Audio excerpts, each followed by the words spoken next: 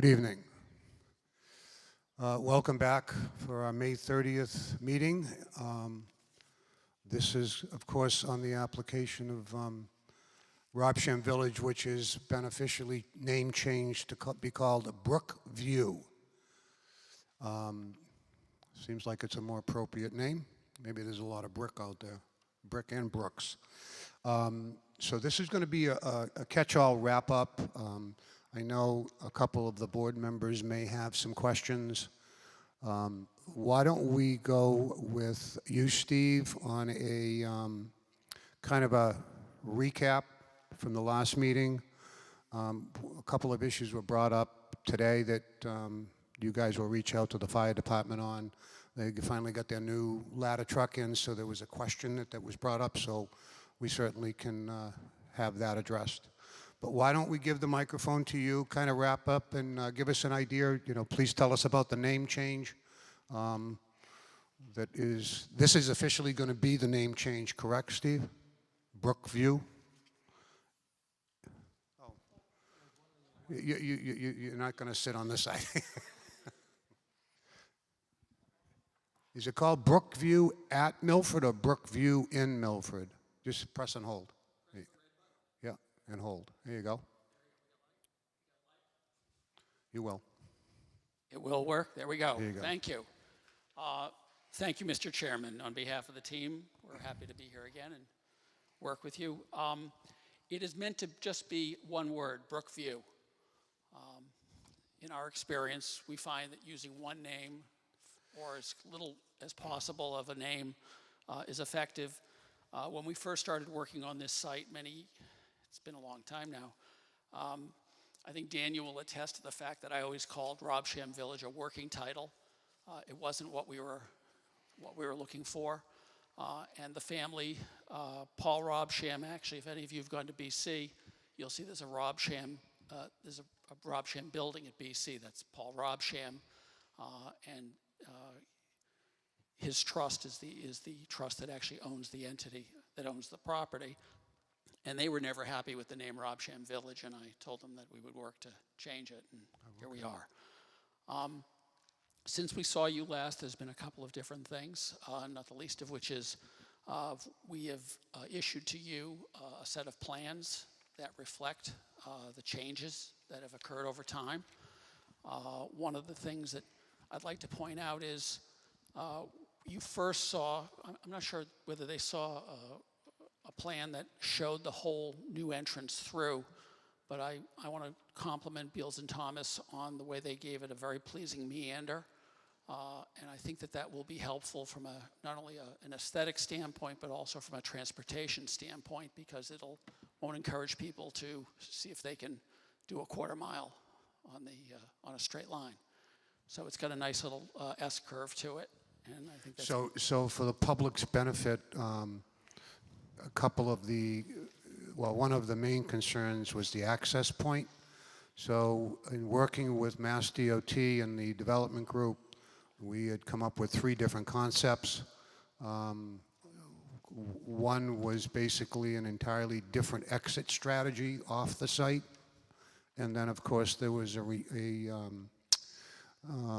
the whole entrance was moved south to better accommodate and get some very concerning issues across from Whispering Pine relieved. And I believe that's the focus at this point, is we're going to go with that main entrance. Is it about 164 feet south, give or take? I think your dimensions are correct, sir. Okay, about 164 feet south. Okay, I don't want to steal your thunder. No, I appreciate the input. It's a group effort here, but we were able to move it to a location that gave us both horizontal and vertical improvements to the site picture, right and left, because I know that was the concern when we were first coming out opposite Whispering Pine. We have specifically lined this up so it does not come out opposite either of the 2 households that we face. It comes out right on their lot line, and we think that's a good thing, so that it doesn't have headlights shining into people's windows or doors or opposite their driveways. We also, you'll see, we instituted a parking lot for drop-off and pickup in that location. We did a little survey of Zane Ridge, for example, and what they had, and we thought that considering we believe there to be a much larger school-age children population coming out of Zane on a percentage basis, that we thought what we were doing here worked. So we've got, what do we have, 12 spaces, Daniel? 10 spaces, yeah, Zane has, yeah, so this is close in design to what Zane has.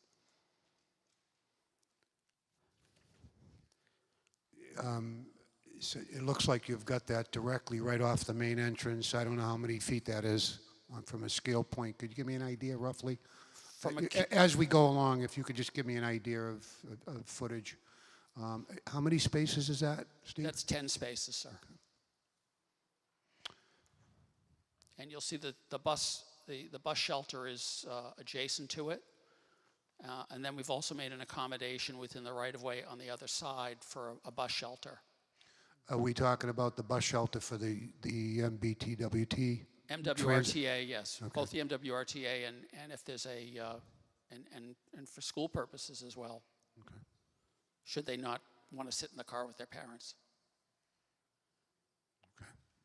So the other aspects of the plan are confirming what we discussed earlier, which is whether it's taking out, there was an island at the front entrance where it met the circular drive around the buildings, whether it be pulling the circular drive around the buildings closer to the building in one location.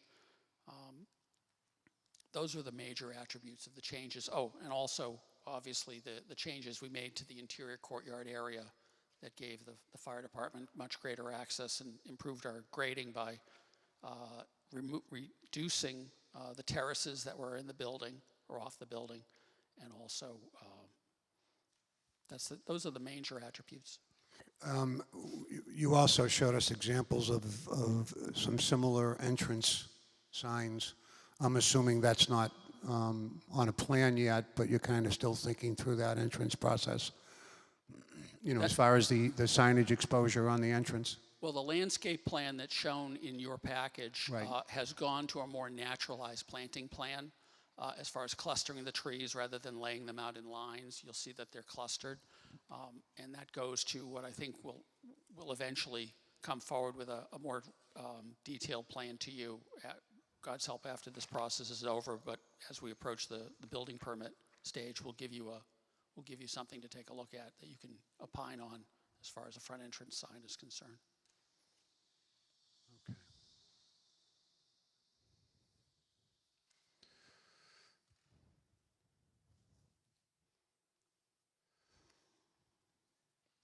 How did you come up with 10 spaces, Steve?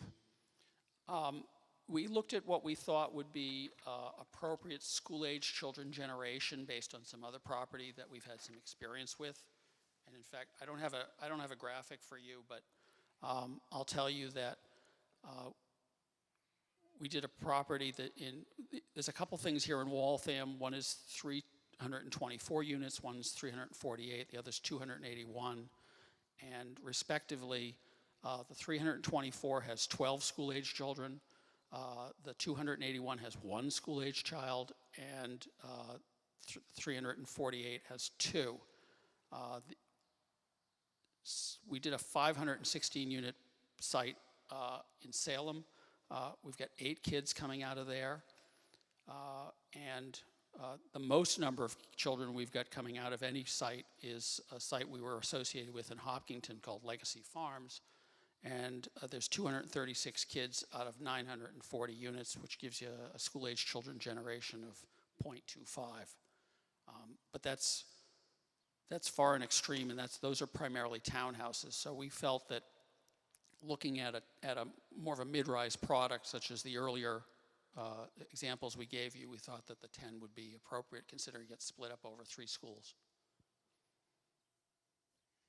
Okay, you're basically probably considering this more of some of the examples given, they're more of a DINKS type project, double income, no kids type projects? Actually pretty comparable to this as far as number of bedrooms, elevated style garage parking underneath, 5 stories. Similar, yeah. It's very similar product and feel, and in our experience, what we typically find is that you get a population curve that has singles, retirees, and it has that school-age children slice typically out. That doesn't occur typically in these more dense multifamily type product, whether it be owned or rented. So we thought that was a right number. I mean, if we certainly look to you for guidance on that. If you thought for some reason we should go larger, you know, we can accommodate a bit, but we've also got some push and pull with the wetlands around us, et cetera.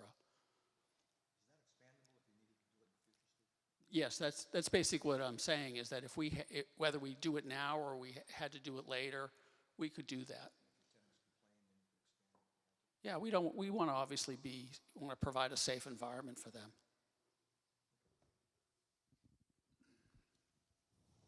Yeah, I just don't want you to end up triggering a modification of the approval and then going through loops down the road if you actually are forced to expand it. You know, maybe just from a design standpoint, you may want to just add a couple of more on each end, or where the end is, maybe extend that a little bit and throw, you know, 2 or 3 straight parking spaces in there, just so you've got that few overages in any event. I mean, that's just a suggestion. I understand what you're saying. I get it. I know it's a different animal down the street with Zane Ridge from the housing perspective versus the unit perspective. We appreciate that. Okay, thank you. Yeah, well, we certainly, we could look at that. I mean, again, though I'd like to think that everybody who's looking at all this stuff says it's all set in stone, the reality is it all changes over time, and the needs change over time. You know, so in addition to the plans, I'd like to maybe talk a little bit about the conversation that we had today with the chief. And did you have a follow-on speak? Okay.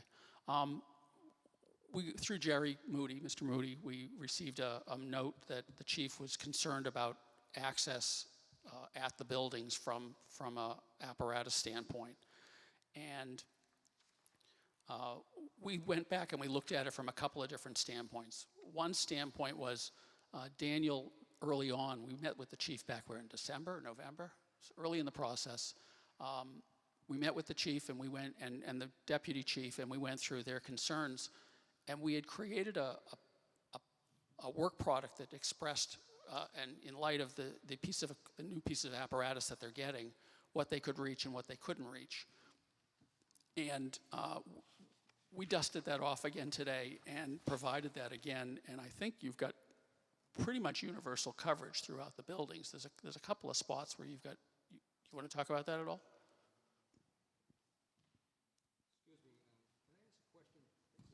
Referred to, thank you, Dave, Building 2 as being the one he was concerned with. Can you tell me on the plan what is Building 1 and what is Building 2? Daniel can help you out on that. Sure. I assume? So this would be Building 1 and this would be Building 2. That's what I thought, but. Yeah. Right. So on the issue that the fire chief had noted, he had provided a diagram showing the new 109-foot ladder truck and the reachability of the truck based on various building heights, so how high you want to get with it. And our building height from the grade going around the building basically varies from maybe 58 to 61 and a half feet. You know, based on what your grade is on that loop road. You obviously have some low and high points as you run along the road. What we did is we made the revision. I don't know if you remember it at one of the previous hearings. We had an exhibit in color, I think it was in orange, that showed where we would relocate it to get the loop road to within 86 feet of the building. And that 86-foot reach is based on a 61 feet 3-inch building height or 4-inch building height. So, which is what we have from the grade. So we were able to do that, and the area where it gets the tightest is right down here.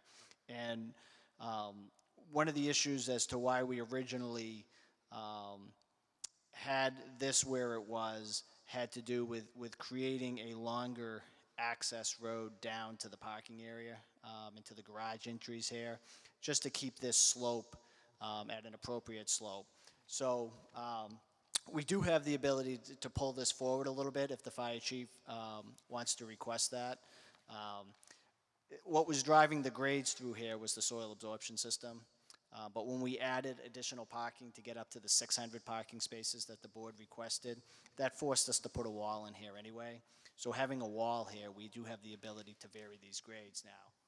Because with a septic system or a soil absorption system, you're looking at breakout issues, and so you can't step down too much from the soil absorption system. There's a breakout, but if you put a wall in with an impermeable barrier, or you put a concrete wall in, then you can have that grade difference. So if we had to suck it forward, this curve, if we wanted to pull everything closer to the building, we could do that. One thing that the fire department might not be considering is you could also put the fire truck here to reach the roof, and that may not be preferable to him. So I wasn't able to follow up with the fire chief and find out if that was a concern, because you would have the coverage from, coming along here and then picking it up here and be able to reach everywhere. But if you did want to pull that forward, we could do it. My guess is we would lose a few parking spaces, because as you create a tighter radius, there's less distance along that for the parking. So we would just have to, relocate a spot, here. We're running out of areas along the loop road, but there's a couple different spots where you could probably, if you lost 2 or 3, pick them up. So that's, if he, I'd like to talk to the chief, just because we may be able to talk through it and he's satisfied with the current plan, but if he does want it relocated, then I don't see a problem being able to accommodate that. If that's his only issue, again, I didn't have a chance to speak with him. We traded voicemails, and there was emails back and forth, but we never actually spoke. So I don't want to, say that would solve all his concerns if there was something else, but that's how I interpreted his email. If you could just follow up to confirm that information along with that, with the hydrant, making sure that's good, then that'll be fine. Yeah, Mr. Chairman, I actually wanted to continue the conversation on this topic a little bit. I want to make kind of this, I sound like a 12-year-old saying this. I want to cover this issue and some of the other issues we're talking about in the context of what we're doing here versus we look forward to the opportunity of continuing the conversation beyond the conceptual permits that are, or the preliminary, am I supposed to say conceptual or preliminary? Which one? Preliminary, okay. The preliminary level of design that we're doing here versus what I would anticipate would be a far greater level of review that will occur when we get to building permits. One of the things that occurs in us doing what we did today in reviewing this matter was that we also looked into what are the code requirements related to access. And 527 CMR1 is the actual code that the fire department looks at for building permit issues. And it was recently enacted, this was brought to our attention about 6 months ago on another issue. 527 CMR 18.2.3.2.2.1. I won't make you read, I had to hear it 3 or 4 times to get it written out correctly. But what it basically does is it talks about the distance from the building that the access way needs to be.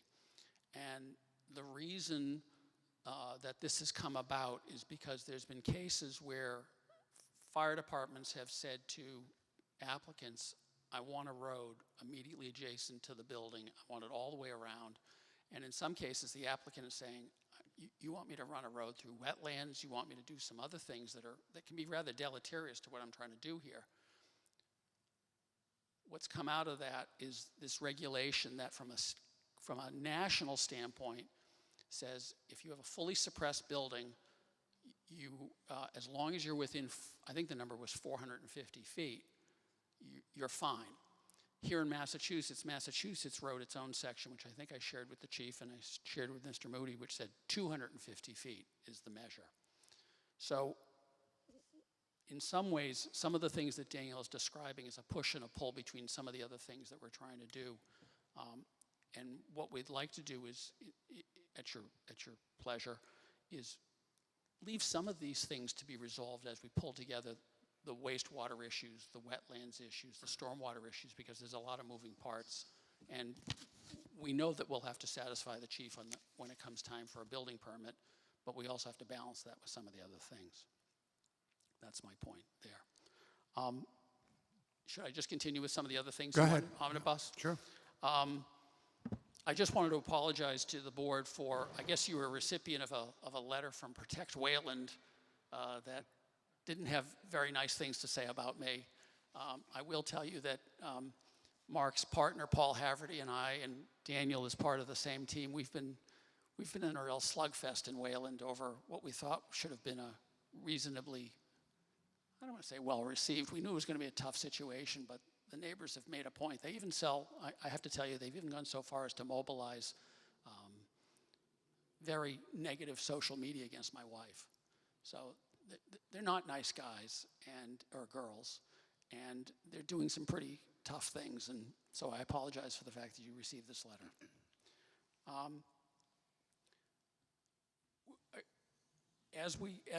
I guess you're going to get to going over the decision. I just want to tell you that, we went back and we looked at some of the things that we had originally asked for waiver on, and I'm happy to report to you that we took certain things out through Mr. Moody's pointing it out to us, and we thought it was fine. For example, the stormwater management bylaw, we think that's fine. So, Mr. Chairman, should I just go over the things that we talked about at our working session? Yeah, Want me to do that? Okay, so the first thing on the agenda was Brookview. We talked about front entrance, and as I say, I think we've resolved a good front entrance layout for all concerned.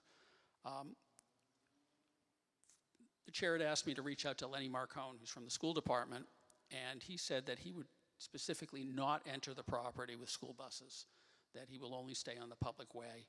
And he suggested a standby area for parents and students and design the pickup on East Main Street. Can't really talk to the MWRTA except through your Board of Selectmen, so at some point in time we look forward to hopefully working with you and your Board of Selectmen to deal with the MWRTA and see what we can do to encourage usage there. Milford Water Company, we continue to work with. Can I stop you and ask you a question about the bus? And I'm asking a question, and I'm going to ask and see if you have the answer. Other complexes that I've noticed in other communities, as part of their rental fee, they supply the access to that. Is that something that you're aware of?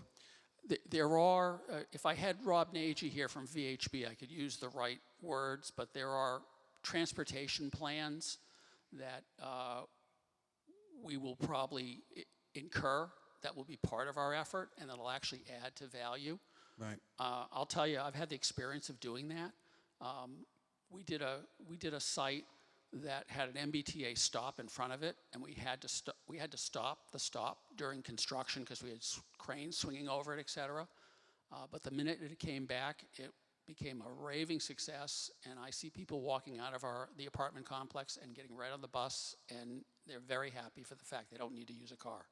So yeah, it's part of their lease agreement where they actually, the bus takes them right into South Station or some drop off and pick up, and they don't have to touch a car. I thought it was pretty creative from the developer's standpoint and the management standpoint of the complex. Yeah, I think we all know who they are, probably. One of the biggest guys. I don't know. There's a few big guys out there, but it really value adds. When you're in an area where you're trying to figure out how you're going to make your environment more attractive to others, that's a very big play. And whether it be the bus, whether it be Zipcar, whether it be some of these other things that are available, there's a whole variety of things that are changing the whole landscape from a transportation, and we're open to that fact. But I think the initial is TDM, and Rob Nagy will certainly be using a cattle prod with us to work on that. Milford Water, we're waiting. We got an initial proposal from their consultant on doing testing, and I asked their consultant to come back to me with what they thought the yield would be on, this is testing on the Dilla Street wells, which would be the easiest thing for them to get into right away. and they said that they would get back to me with get back to us, there's no me here, get back to us on what they thought the yields could possibly turn into. And that would help us, and it'll help Gutierrez, and it'll help Lobiser in their efforts, and it'll help the town. So we're working with everybody concerned on that one. Have they asked you to do any testing on your site? No, they don't believe. Taylor and Howard, and Taylor and Howard is very experienced at developing water capacity and water supplies. They don't believe that our site will qualify as a good site for that. Okay. They think we'll spend half, $750,000 and come up dry. As you know, there will be some other things that we'll need to do, God's help, after the comprehensive permit, whether it be Mass DOT, which you've all heard that invoked several times, or MEPA, and obviously we'll have to come forward to the Concom for a notice of intent. Yes, sir. Pardon me? Yes, thank you. One of the things, and this has come up, actually, I can hand this out.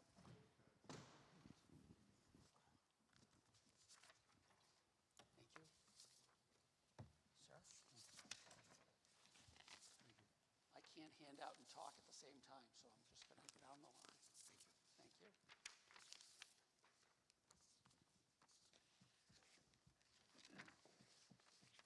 This was part of my question tonight. Okay. So Daniel, sorry, I didn't mean to be so loud.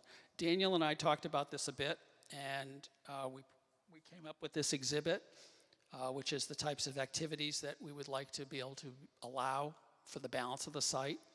So as we go down, for the benefit of those who don't have a copy of this, passive, we're saying walking and hiking, dog walking, and we would want to put sanitary collection stations at the dog walking. That would be part of the condominium operation. Excuse me, the apartment operation. Now you got me thinking condos. Bird watching and photography, obviously. Active, we foresee running. There's bicycling in the site now. People are using off-road bicycles through the site now. They're getting over to the other site in Holliston, and I think that's something we want to encourage with safe, obviously pedestrian safety in mind. In the winter, snowshoeing, cross-country skiing. If I jump down a little bit, there's, well, let me just keep going down the list. Cross-country skiing, multi-use, some type of multi-use, like a tennis. You've ever seen one of those combination tennis basketball courts, multi-use courts? Some area for lawn sports, like croquet and horseshoes, no lawn darts, bocce, maybe ultimate frisbee, but, we don't want to have an intense level of use, but an area that people can burn off a little steam. And some type of tot lot for kids, swing set. The things that we see associated with that may be considered buildings or accessory uses, some type of warming hut for the snowshoeing and the cross-country skiing. I'm specifically thinking, I've got some relationship with the guys that, I don't know if you've ever heard of Charles River Canoe and Kayak. They have a variety of locations around the Boston area, but they run the cross-country skiing at the Leo J. Martin, and they do some other things like that. But if we could get an operator like that to help enhance it, for all I know, the high school may want to have a cross-country team. Kind of a picnic and food prep area, some storage sheds for some of the equipment and material, and then some type of outdoor toilets or dry toilets or macerating toilets or something, and hand washing areas, so people don't need to go back in the building.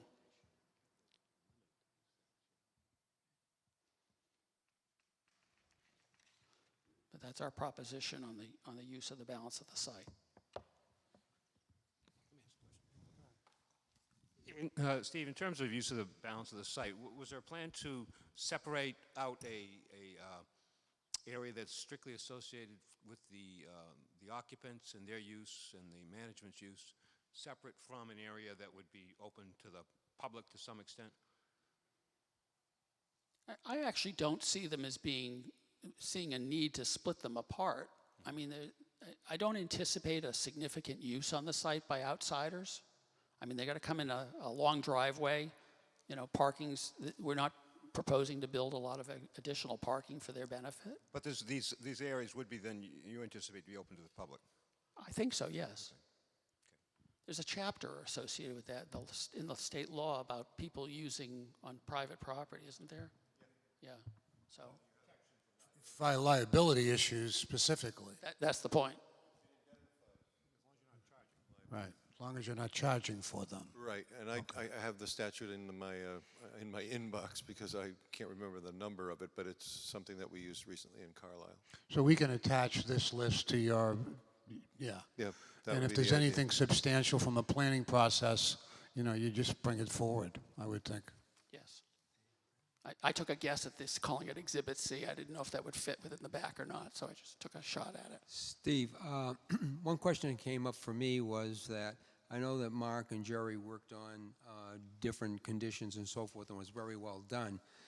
The first one that came through talked about 165 acres, and then the second one that came through talked about 116 acres. So could you kind of explain that to me? I'm the one who corrected it to 116. It's 116 and a fraction. But yeah, I think that's just a natural thing. Yeah, I think once you finish what we've basically covered, I want to have the opportunity to have the public involved with any questions, and then maybe we'll have a couple of questions from board members concerning some of the regulatory conditions that we may want to talk about a little bit. I'll yield, Mr. Just Chairman. briefly. I'm done. Are you done? Okay. Yeah, thank you. Oh, but Mark isn't. Go ahead, Mark. Good evening, Mark Bobrowski for the record. I just want to bring you up to speed. Council and I traded a couple of emails recently, and you have a new decision that's dated today. So let me tell you what waivers we disappeared at the suggestion of council. First, we are not asking any longer for a waiver under the stormwater management bylaw. Second, the street opening bylaw. And third, you have a registration requirement for rental units, and we're taking our waiver request off the table there. Secondly, the suggestion was to reorder the preferences. That's on page 6, just if you're reading at home. And the new order is residents of Milford, parents of Milford residents, and children of Milford residents, veterans, and employees of the town. We added a condition on irrigation on page 19, and one of Stephen's suggestions had been that in addition to a private well on the site, that there be a tertiary treated water allowed as well in compliance with DEP regulations, so we added that. In the next page, on page 20, we made a proposal that roof-mounted solar for passive and active, roof-mounted solar would be allowed, but not ground-mounted. Right. And lastly, Stevens just brought you up to speed on the Exhibit C, which is proposed for addition. That's the passive active recreation list. In addition, I've now added the list of documents, Exhibit A, and the other waivers. I just showed the ones that we don't need any more strike through, but in the next edition, you'll see that I'm taking them out. Because it is a list of approved waivers. Yeah, when we talked about the solar, let me ask Steve a question. Would that take your roof line, your roof line, would that change your roof line? Whether it be flat to gable to mansard form, will that affect anything? Because No. you're going to have units on the roof, correct? We're going to have, top floor is going to have units. Right. The solar is typically mounted on, Ballast, it's a ballast system. well. On a flat roof, would it be a ballast system? Yeah, on a flat roof, it's going to be on some type of brackets of some sort, and they're typically stepped back from the roof, from the wall. They're typically interior to the wall of the building. Correct, and it historically, from a flat roof perspective, they do it on a weight ballast type system, so it doesn't you don't have any penetration of the roofs. Agreed. You So I don't didn't want- know if, based on if you're going to change your roof line for that benefit, how that would impact you from a protrusion standpoint. It was just a question, that's all. Yeah, I don't see it as changing the roof because you're typically going to have a you know, especially with a flat roof situation, your finish is either going to be, the roof is going to be below the edge of the wall. Correct. You'll have some scuppers, maybe, or you'll have roof drains, and the photovoltaic units will be on, I've seen them on like pipe brackets. Right. They're on a series of pipe brackets. That's probably the easiest way to do it. And as you say, then they're weighted down. Thank you. Thank you. Would anybody care to be heard in the audience? Any questions? Go ahead, come on up.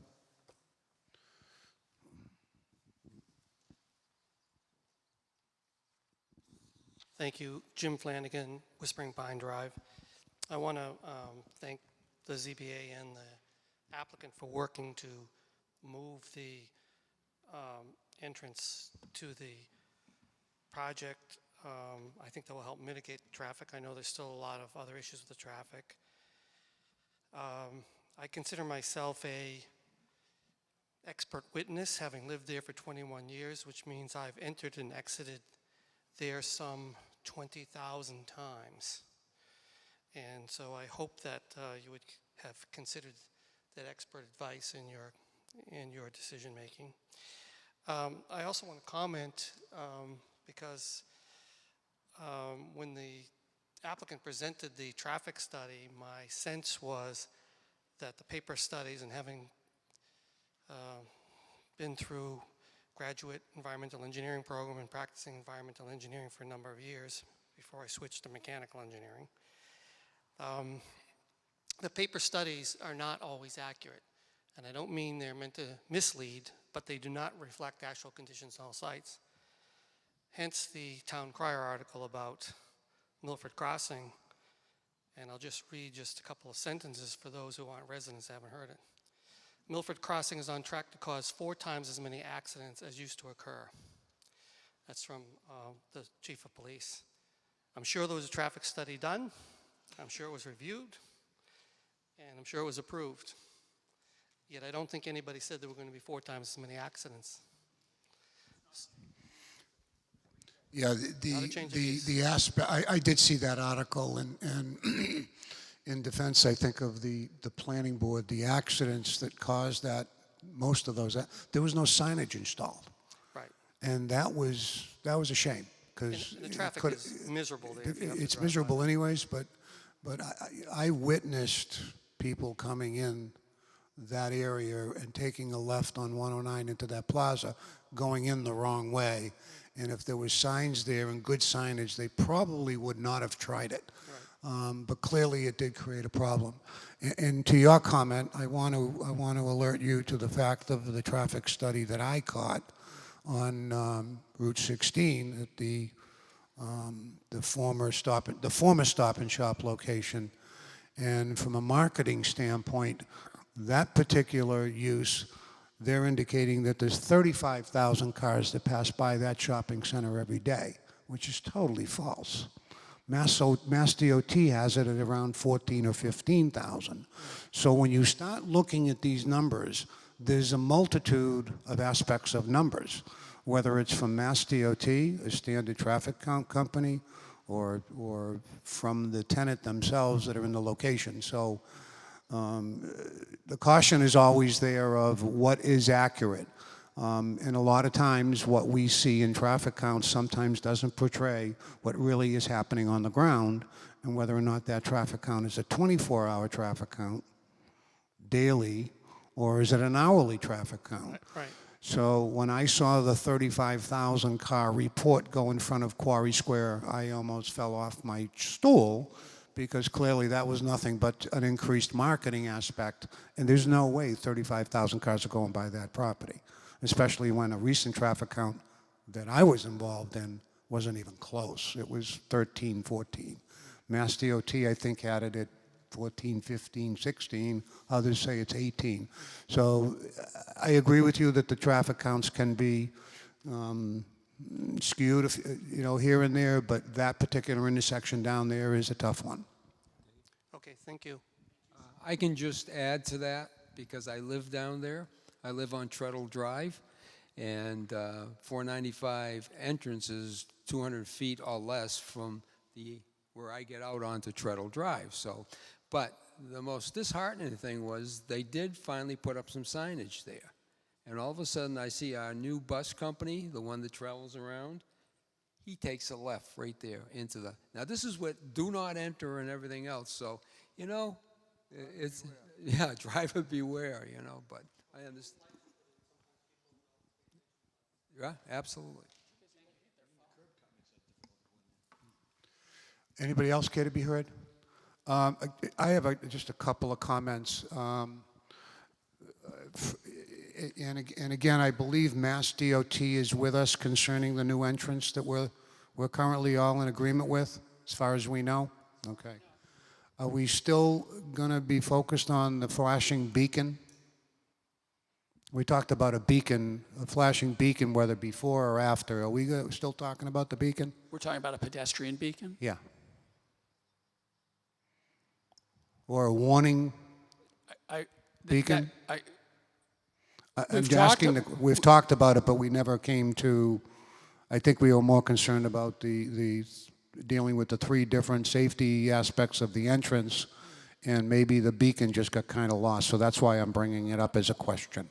I think the appropriate point in which to raise it candidly is when we go for our Mass DOT permit and talk to them about, because if we're going to have, if there's a bus stop on our side and we want to encourage pedestrian access, is there a crosswalk? And if there's a crosswalk, does it require a flashing unit? Okay. Okay. But we'd be happy to be conditioned on that and, you know, carry that idea forward. Again, I think the line of sight that we've handled is much better, and I appreciate the work that went with that, and you know, maybe a little bit. Sometimes we get a little bit pushy of what we think is better versus another, and I think that was a collective aspect of just making sure that it was as safe as possible with the proper sight line distances. So I want to thank you for working with us on that and cooperating with that. Mr. Chairman, we appreciate it, and if there wasn't passion, there'd be no advancement. So, you'd be welcome to. Okay, I'd like to kind of go over a couple of the things within the regulatory side of the conditions that went from 40 pages down to, how many, Jerry? We're still going the other way. Talk to me about,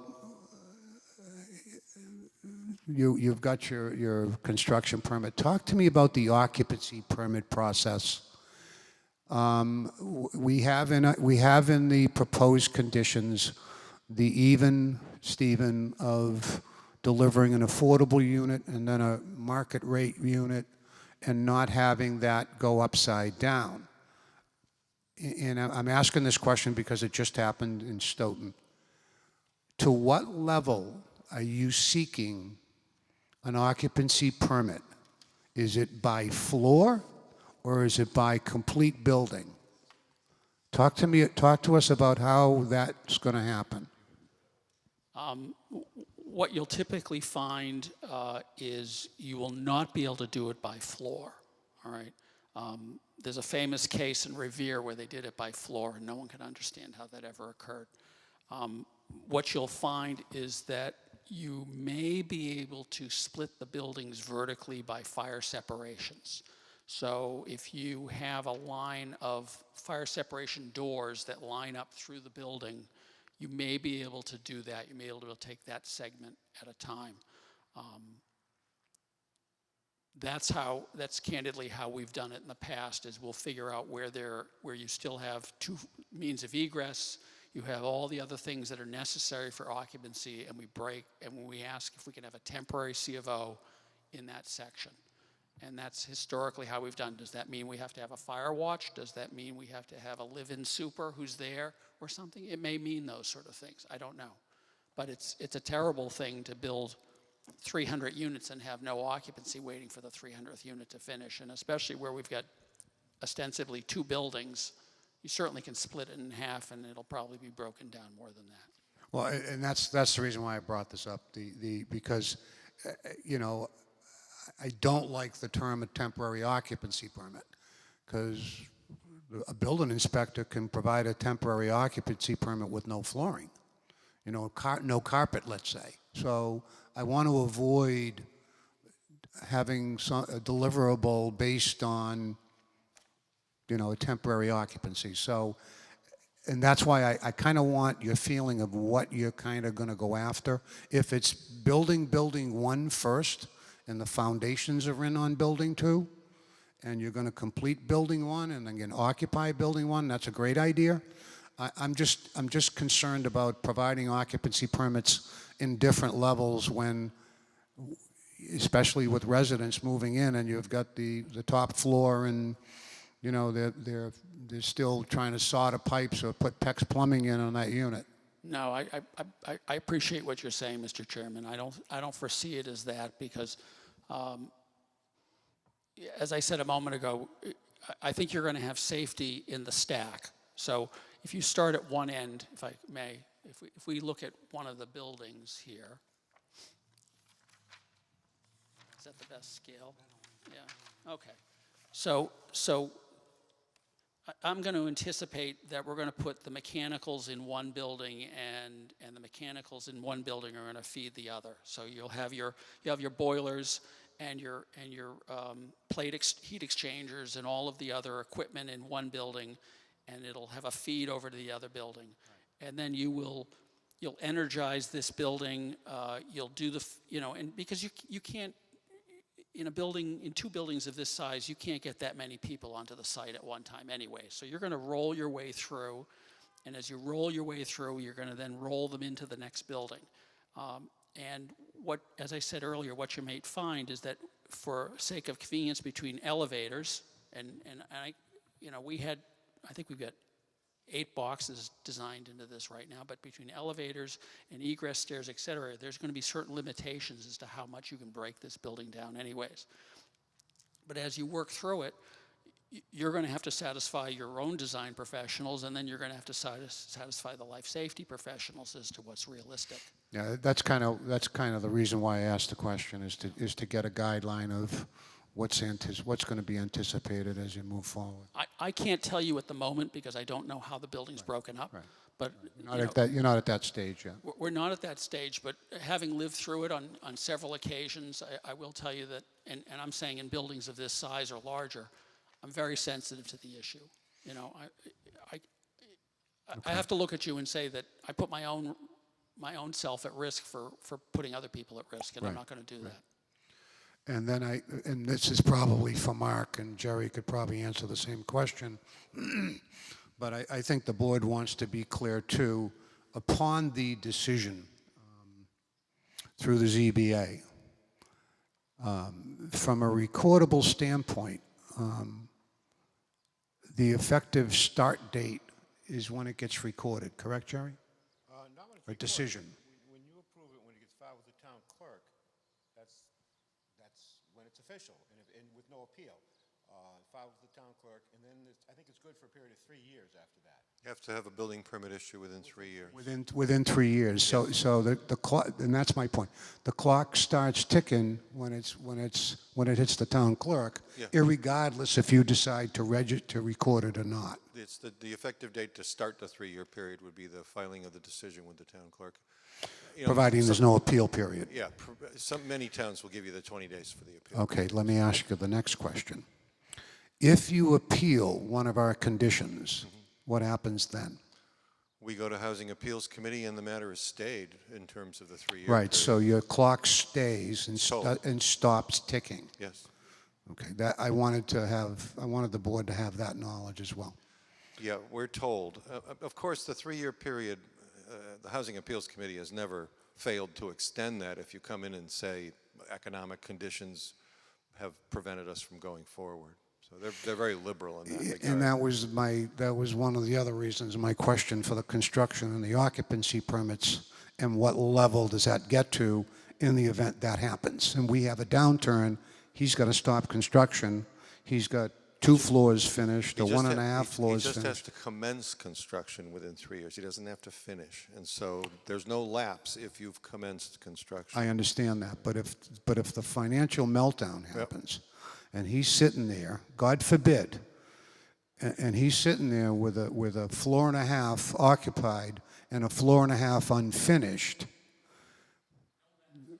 No lender's not, that's what I'm saying, no lender is not going to be able to do that. So that's why when we make a decision like this, I don't want to be in the middle of 1.5 buildings. I'd rather see if we can conform to one building occupancy, and then he's not going to be financially stressed halfway through another one, because he's confident enough that the rent roll and the occupancy level is at a point where he's comfortable to move to the second level. So if you look at the decision when you have a chance, I've made some notes on condition 20, and it said no certificate of occupancy will be issued for any building until the construction is complete and installed adequately to serve said building or phase. I've just said the entire building. So the CO is issued when the entire building is constructed and the building inspector says that it has adequate services to go forward. Now, the one exception to that, and that's the performance guarantee provision, is that if he has some landscaping to do in the parking lot, that shouldn't prevent a certificate of occupancy from being issued. He can put a bond in place like you would for any subdivision, and he puts that money down. You know you've got the money to plant the trees somewhere down the road if he doesn't finish that. So I've made a note in the next draft. I'll change that so you see it. I think you had a question about the earlier part of the process, and the game changed with the Amesbury case. Maybe it's probably 8 or 10 years ago now. In the Can you kind of give us a brief overview of that? Sure. What I think some 40B municipal lawyers were doing is gaming the programmatic issues, and for example, ripping up the regulatory agreement, which was a standard form from Mass Housing or DHCD, and adding their own nuances to it. And the subsidizing agencies, tired of that, they went to HAC and they said, we need to get out in front of these programmatic issues. That went all the way to the Supreme Judicial Court. The Supreme Judicial Court said the municipality has no business interfering with the subsidizing agency's job performance. So typically, the municipality is limited to what would be standard housekeeping conditions under any land use decision. How to phase, how to start the construction, how to manage the construction, how to issue building permits, certificates of occupancy. But in terms of adding programmatic issues that are really the business of Mass Housing or DHCD, you're supposed to stay out of that. Now, having said that, there's a lot of stuff in here that probably walks the line, but we're not objecting to it, which is why I put it in.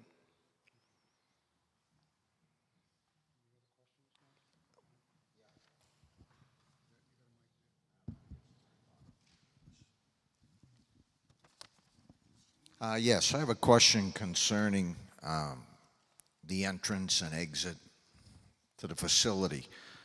I have a memo here from our town engineer dated December 4th. And in that memo, he states that the traffic impact and access study under the site access section states the driveway will be median divided. There is no median shown on any of the site plans.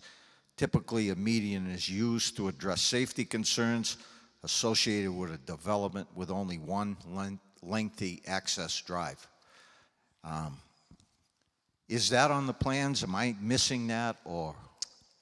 No, since the original traffic and impact study was done, the plans have not had a median shown. There's never been a median shown. We didn't do the traffic study. That was VHB did that, but for a while there was talk of doing a boulevard style design, but due to sensitivities with the wetland crossings, it was agreed after that memo not to do a boulevard. If it's just at the entry location, we can talk to the traffic engineer and see if it makes sense to do a median right at the entry point. There is room down there to do it. Why would a median affect wetlands when the road is there already? Are you saying a median just at the entry or all the way up the roadway? The whole ways up. Well, because then your crossings are that much wider. If you have the So you- same amount of asphalt with a median in the middle, rather than having a 40-foot wide crossing, you have a 50 or 60-foot wide crossing, so your wetland impacts go way up.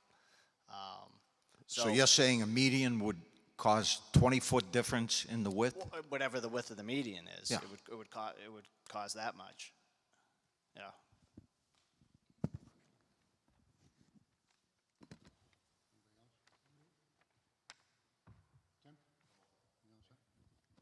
Jerry, you have any comments? Not specific to anything we have here. We probably should talk a little bit about where we go from here.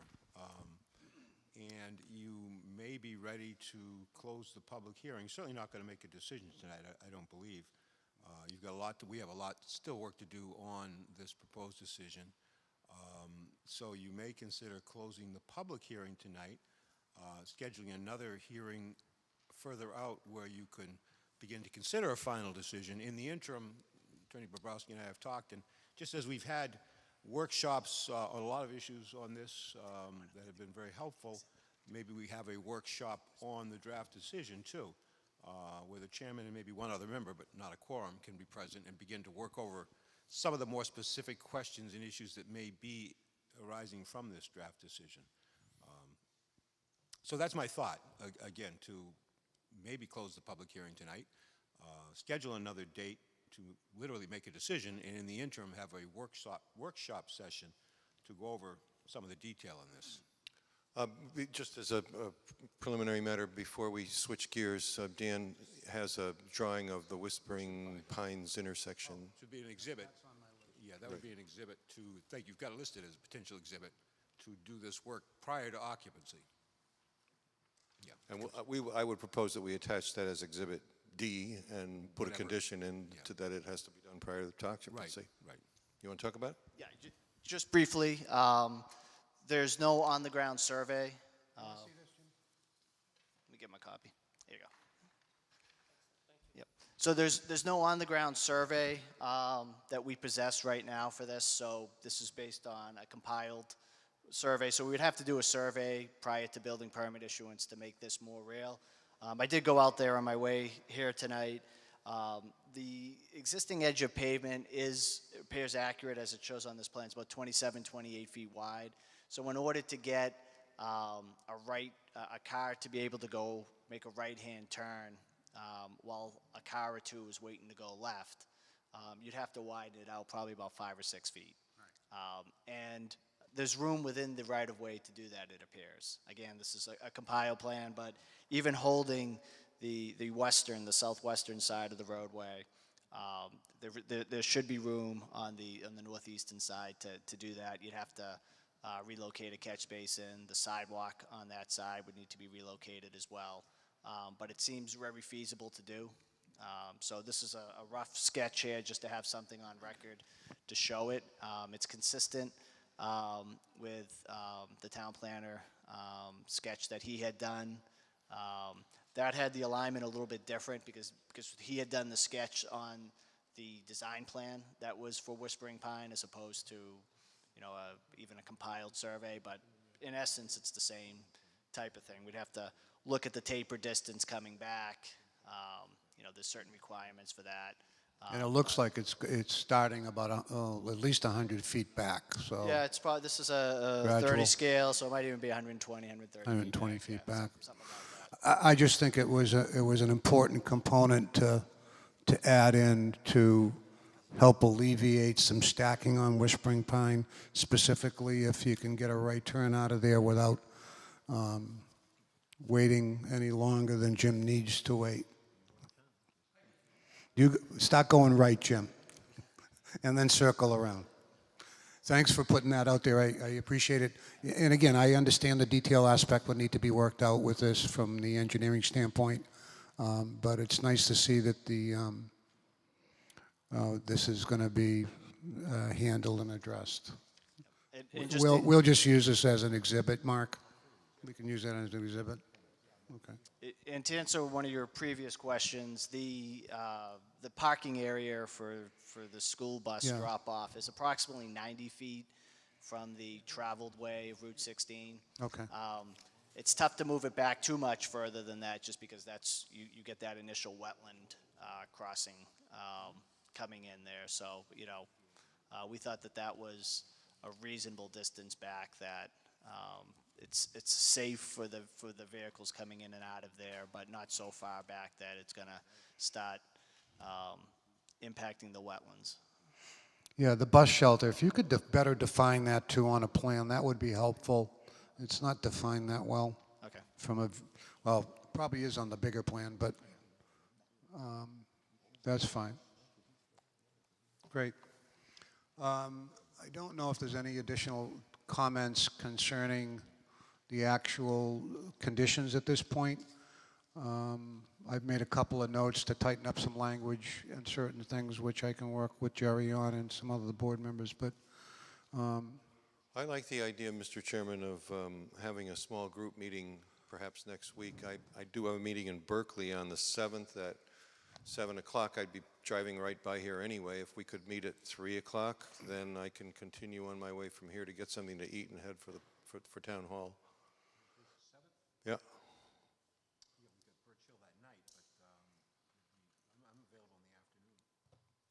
what day? It's Thursday the 7th.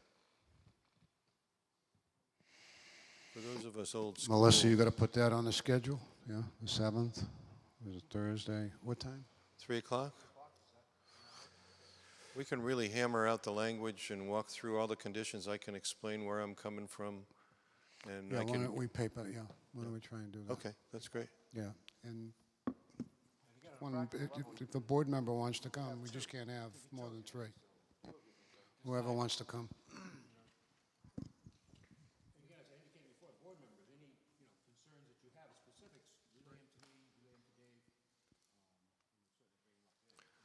So if you close tonight, which is an idea we like, you have 40 days to render your decision from tonight, starting tomorrow, actually, and then 14 days to file it with the town clerk.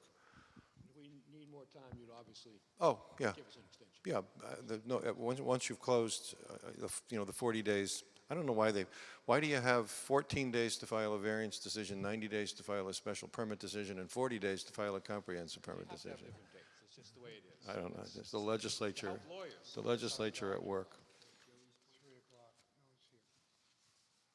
So if you're looking to set up a date for deliberations with the I'm sure it will be revised again, decision in front of you. We need to set a date tonight, obviously. Yeah, well, once you close public hearing, it's just putting up notice, that's all. Well, you're right. Only Yeah. And I have a trial the week of the 11th, so that week does not work for me. The week of the 18th, perhaps? That would be great. And I have open that week, the 19th and the 20th and the 21st. You have Stone Ridge on the 20th.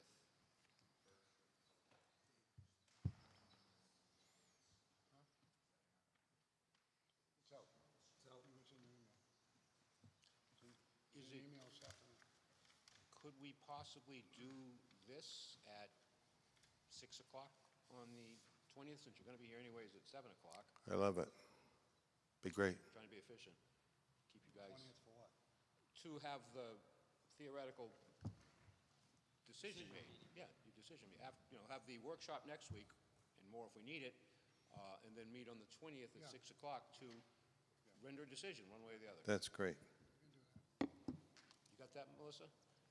Because I won't be able to read my writing tomorrow, so there's no hope.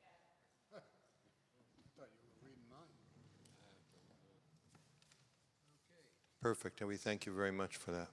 So you should formally take a vote to close the public hearing? Anybody else want to be heard from the public hearing side, Jim? Because we're going to be closing the public hearing, so.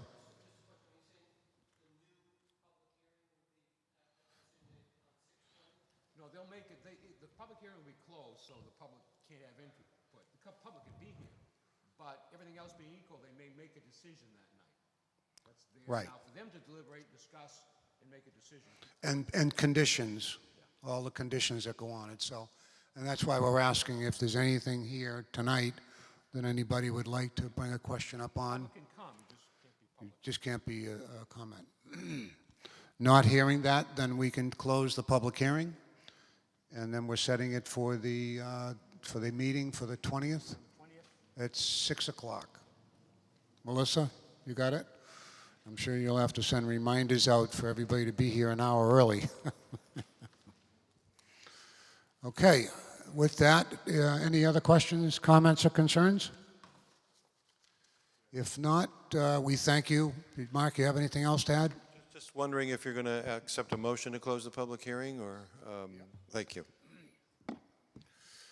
With that, is there a motion? Make a motion that we close the public hearing. Motion by Charlie to close the public hearing. Second? Second by John. Sorry. All those in favor? Opposed? That's unanimous. I want to thank the Thank board. you, gentlemen. Thank the board. Ladies, have a good night.